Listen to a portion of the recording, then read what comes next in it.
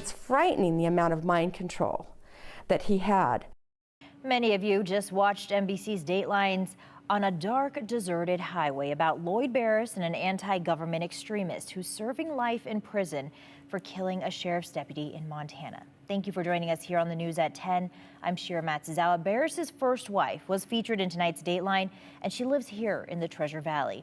Jude Binkley spoke with her ahead of tonight's Dateline about the dark path her sons were taken down after Lloyd ran off with them. Jude.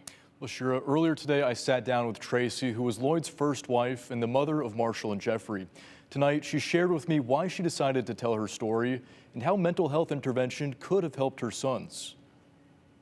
We've often heard a picture's worth 1,000 words, and I ran across this. And I said out loud, there it is, innocence to indoctrination. It's tragic that a human being can be so manipulative that he not only destroys his own life, but takes others down that road with him. Tracy Hagadorn initially didn't want to go on Dateline to talk about what happened to her sons, Marshall and Jeffrey, and ex-husband Lloyd Barrus. But that changed after she talked with the show's producer. I felt like after talking to him, that was worth sharing. Because we see violence every day on the news. Every single day we turn on the news and someone else has shot multiple people or has been killed in some violent way. And I think it's important to go back and try to understand, I think for society, where did this start? How did this happen? How did it escalate to the point that it escalated without any intervention? And what can we do to prevent that from happening in the future? Tracy says Jeffrey heard voices and had mental health issues, while Marshall had paranoia and bipolar issues, and their conditions worsened under their father's control. The mind control played into that.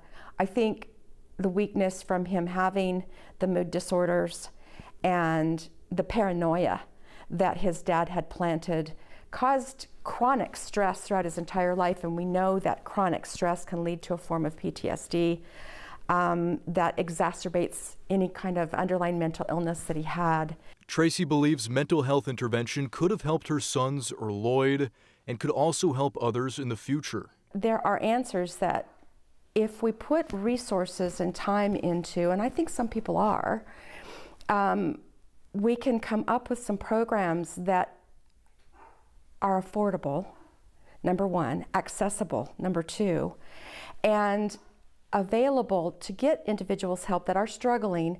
And a lot of times there are signs that you can see. She has often seen people with mental health issues self-medicate. But with mental health, it is a stigma. It's seen as a weakness. It's not seen as a disease. It's seen as a frailty.